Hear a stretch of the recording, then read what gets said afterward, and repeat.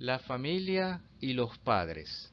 Taller dirigido a padres y representantes, presentado por Vladimir Marcano del Centro de Investigaciones Psiquiátricas, Psicológicas y Sexológicas de Venezuela. Definimos como familia a un conjunto de personas, consanguíneas o no, que cohabitan bajo un mismo espacio y en donde existe una unión de interacción afectiva entre ellos, regidas por determinadas normas jerárquicas. Podemos decir que existen tantos tipos como números de padres existe, ya que cada persona es diferente y tanto sus gustos como su carácter, su manera de pensar o la educación que haya recibido influirá en la educación que le den a sus hijos y en la relación que tengan con ellos. Tipos de padres. Podemos distinguir los diferentes tipos de padres que pueden existir según su actitud ante distintos aspectos de la educación de los hijos y de la relación que tienen con ellos. Podemos ver según el grado de control que los padres ejercen sobre sus hijos. Hay padres que quieren controlar todo lo que estos hacen e influir constantemente en el comportamiento de sus hijos sin ofrecerles ninguna autonomía. En el otro extremo estarían aquellos padres que no ejercen control alguno y que tienen alguna actitud negligente en la educación de sus hijos. En cuanto a la comunicación existente entre padres e hijos, hay padres que hablan frecuentemente con sus hijos, tienen una comunicación fluida con estos, les dan explicaciones del porqué de los castigos y escuchan y piden opinión a sus hijos. En el otro lado, están los padres poco comunicativos con los niños, raramente piden opinión y tampoco dan explicaciones sobre su comportamiento con ellos. Otro aspecto es la exigencia con respecto a los hijos, donde algunos padres son muy exigentes con sus hijos respecto al grado de madurez, consecución de objetivos académicos, etc., mientras que otros apenas plantean retos a sus hijos. Otro factor es la capacidad para expresar afecto y cariño a los hijos, donde se distinguen padres que muestran cariño e interés por el niño constantemente y otros que se muestran más fríos e indiferentes. Según la intensidad de estos cuatro factores en la relación padre-hijo, podemos clasificar a los padres en cuatro tipos. Primero, padres autoritarios. Segundo, padres democráticos. Tercero, padres permisivos. Y cuarto, padres negligentes o indiferentes. Padres autoritarios. Tienen un alto grado de control y de exigencia, pero hacen poca demostración de afecto y tienen una pobre comunicación con sus hijos. Es un padre muy alto en reglas y muy bajo en amor o afecto hacia sus hijos. No es el ideal, pues las reglas que le son impuestas a los hijos se convierten en una carga insoportable para ellos. Padres democráticos y con autoridad. Tienen una buena comunicación, son cariñosos con sus hijos y tienen un grado de control y exigencia alto. Establecen límites claros mientras permiten que sus hijos se expresen libremente. Es el padre ideal, pues mantiene su figura de autoridad enfrente de sus hijos dentro de un ambiente afectuoso y estimulante. Padres permisivos. Padres cariñosos y con buena comunicación con sus hijos, pero poco exigentes y con poco control sobre ellos. No saben poner límites a sus hijos, dejan que éstos se desarrollen según sus criterios e inclinaciones. No es el padre ideal, ya que los hijos necesitan figuras de autoridad que los guíen en su camino y los instruyan en lo que deben y no deben hacer. Padres negligentes o indiferentes. poseen niveles bajos de control, exigencia, afecto y comunicación. También la manera de pensar y de ver al mundo por parte de los padres influye de manera notable en su relación con los hijos, y según esto podemos clasificar a los padres en padres tradicionales, padres modernos y padres intermedios. Los padres tradicionales tienen una concepción muy estereotipada sobre sus funciones dentro del seno familiar. El padre cumple un papel más autoritario, utilizando el castigo como principal táctica educativa, mientras que la madre ejerce la comunicación y afectividad. Entre los padres modernos, la participación del padre y de la madre en la educación de sus hijos es muy similar. No tienen problema en exteriorizar su afecto y se muestran más comunicativos con los hijos.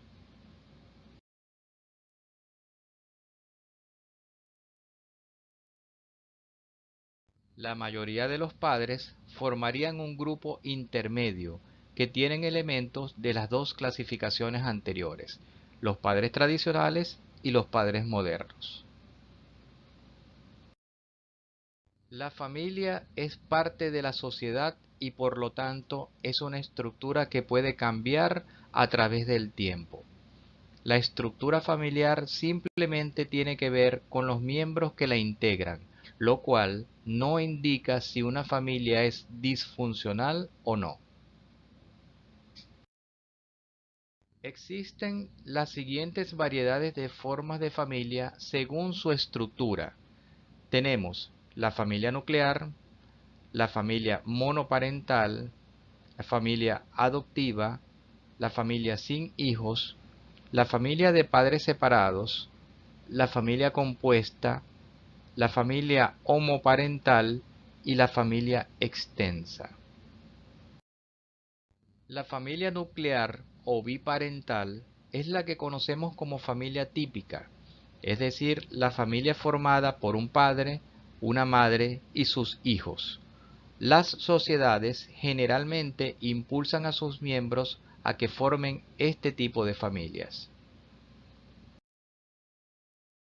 La familia monoparental consiste en que solo uno de los padres se hace cargo de la unidad familiar y por lo tanto en criar a los hijos. Generalmente es la madre la que se queda con los hijos, aunque también existen casos en que los niños se quedan con el padre. Esta situación constituye una gran carga y generalmente requiere la ayuda de otros familiares. Las causas pueden ser divorcio, madre prematura o viudez.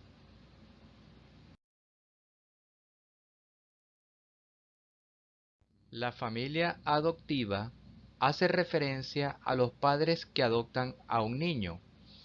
Pese a que no son los padres biológicos, pueden desempeñar un gran rol como educadores. Las familias sin hijos se caracterizan por no tener descendientes. En ocasiones, la imposibilidad de procrear de los padres lleva a estos a adoptar a un hijo. En las familias de padres separados, los progenitores se han separado tras una crisis en su relación. A pesar de que se nieguen a vivir juntos, deben seguir cumpliendo con sus deberes como padres y a diferencia de los padres monoparentales, los padres separados comparten funciones y responsabilidades, aunque generalmente el hijo vive con su madre. La familia compuesta se caracteriza por estar compuesta por varias familias nucleares y la causa más común es que se han formado otras familias tras la ruptura de parejas. La familia homoparental se caracteriza por tener a dos padres o a dos madres homosexuales que adoptan a un hijo. La familia extensa se caracteriza porque la crianza de los hijos está a cargo de distintos familiares o viven varios miembros de la familia, como padres, primos, abuelos, etc., en la misma casa. Se conoce como familia funcional u operativa aquella que, no siendo perfecta, todos sus miembros han aprendido a cumplir con sus responsabilidades, a dar y recibir amor. Hay respeto entre sus miembros, una comunicación adecuada, se apoyan unos a otros, enfrentan los conflictos con una adecuada madurez.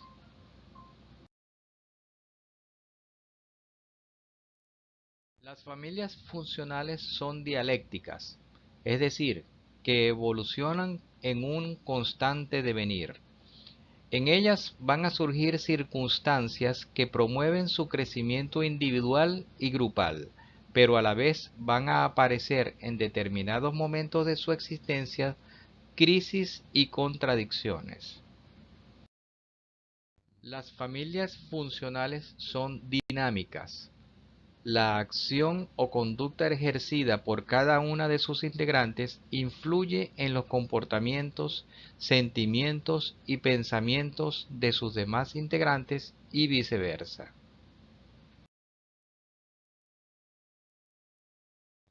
El orden jerárquico,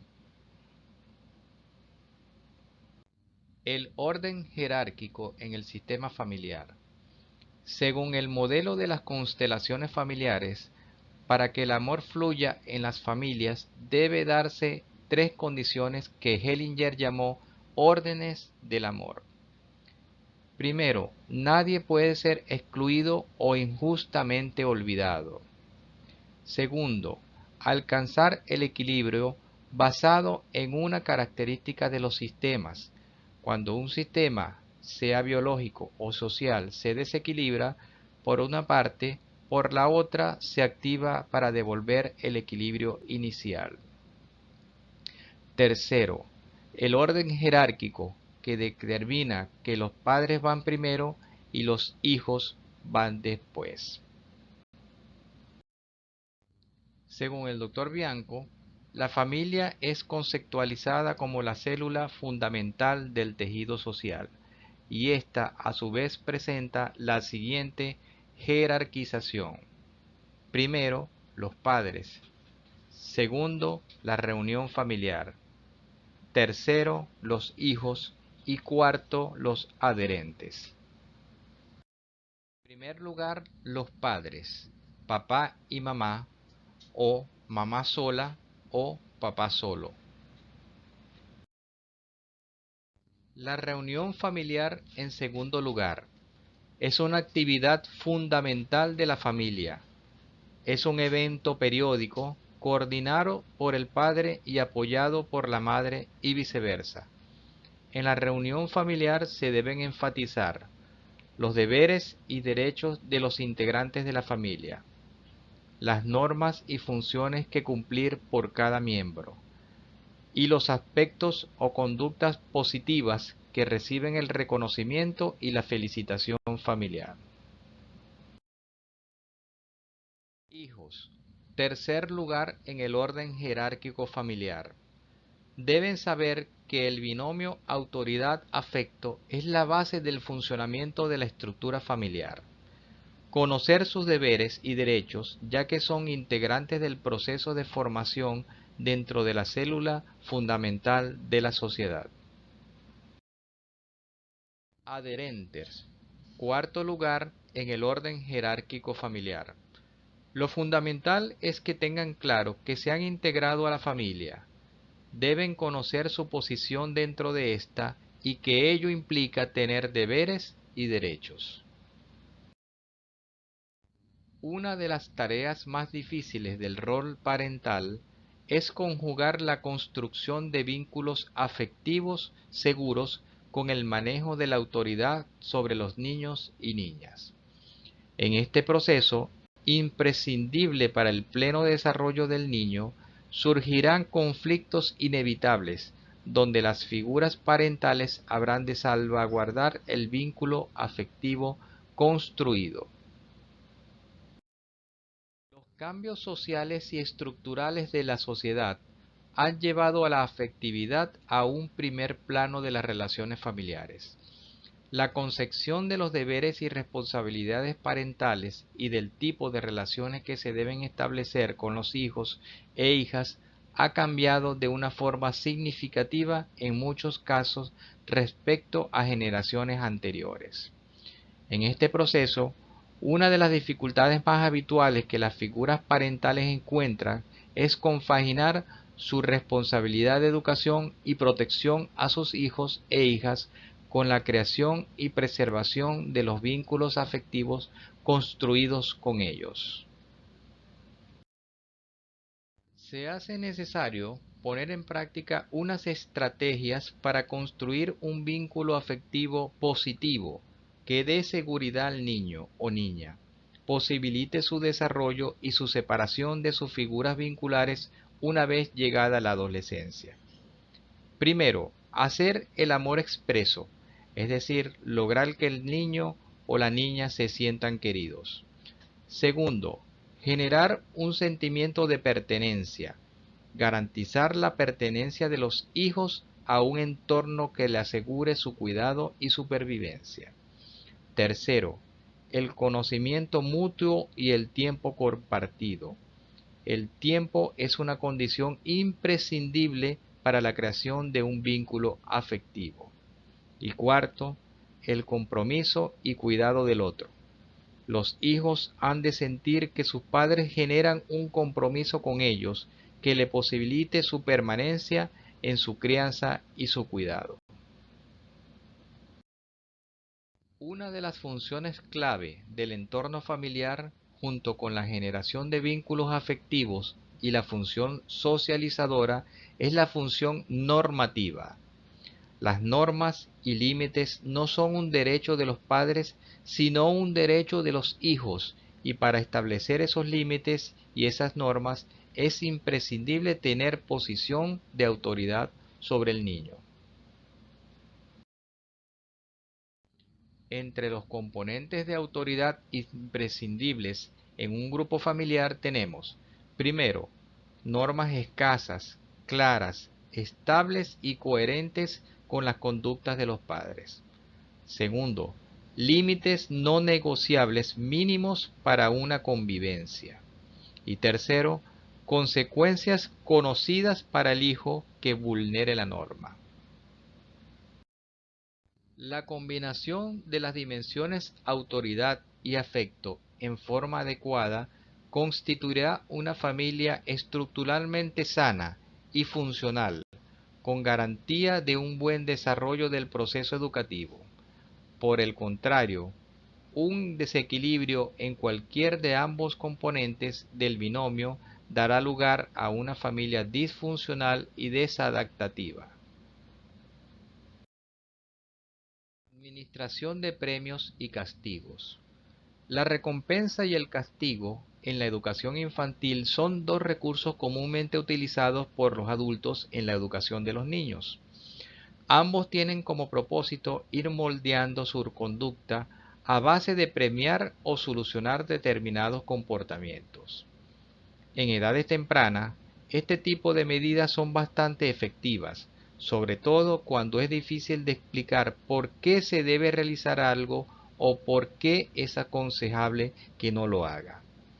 Mediante un premio que se le puede hacer que esa acción es apropiada y por el contrario, a través de una sanción o la retirada de algo especialmente aprendida, el niño le indicamos que no debe realizar dicho acto. La administración de premios o castigos es provechosa, pero hay que tener mucho cuidado y no realizarla constantemente y de forma indiscriminada, ya que las consecuencias pueden ser muy negativas. Los premios constituyen un estímulo que se utilizan y se aplican para aumentar conductas en la educación de los niños. Ver la televisión, recibir dinero, ir de excursión, las sonrisas, los abrazos, los elogios, etc. Son premios. Hay premios que interesan a todos, gustan siempre. La alabanza, la atención, el cariño y el afecto, que nos hagan caso, etc. La preocupación por sus cosas.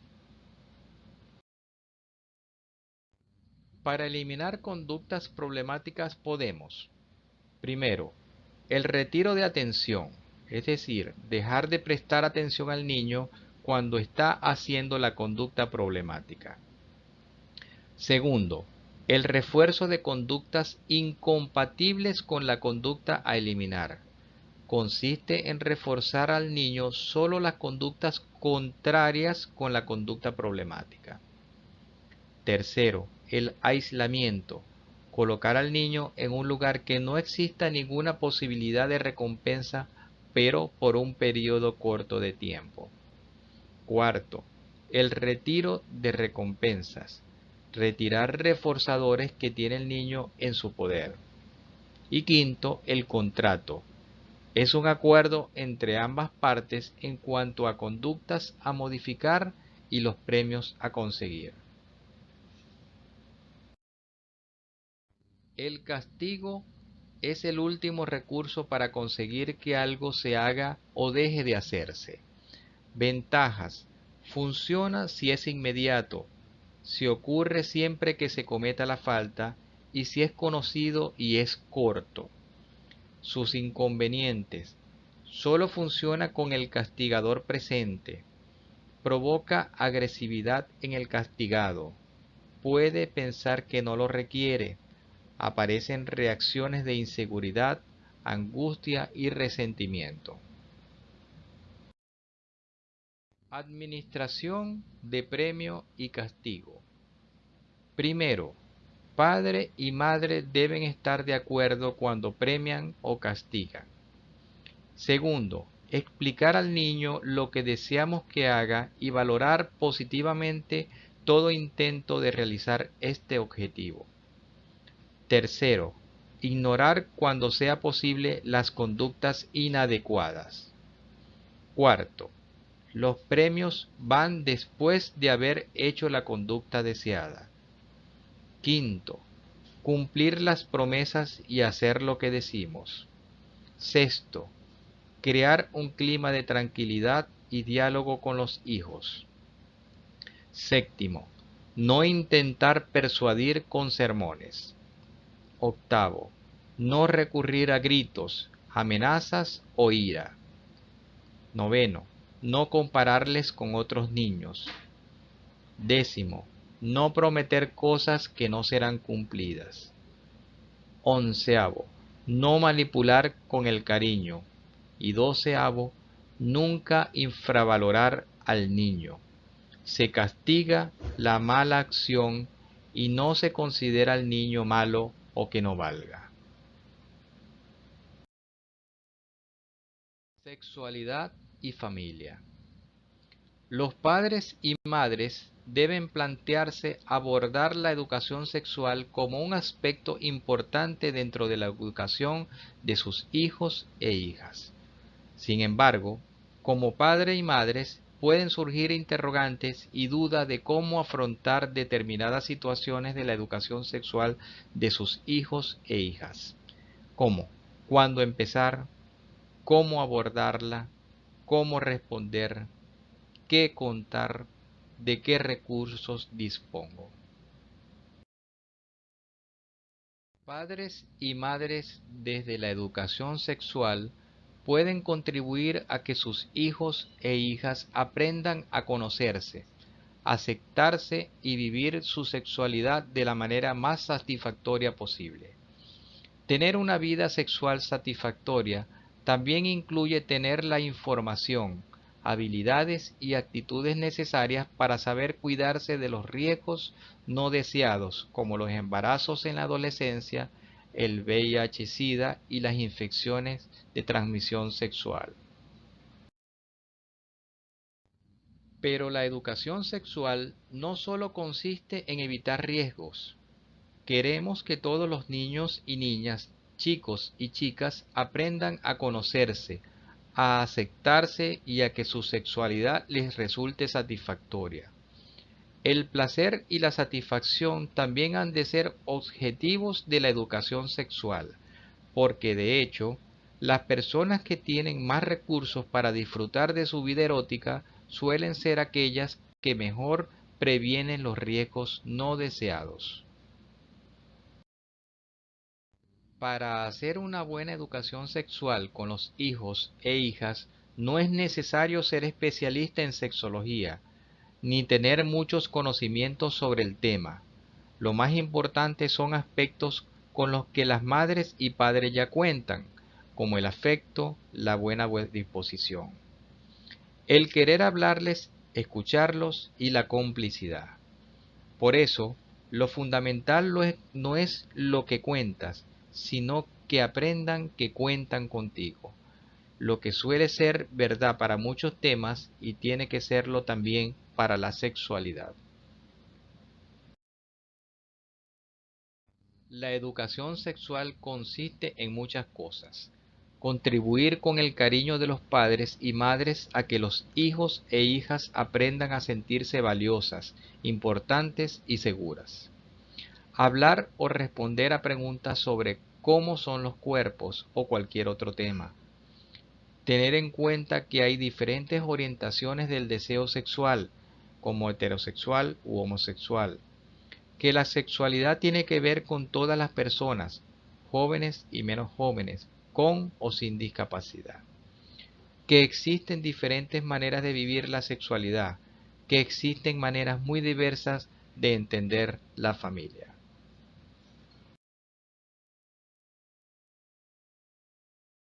Muchísimas gracias por la atención prestada.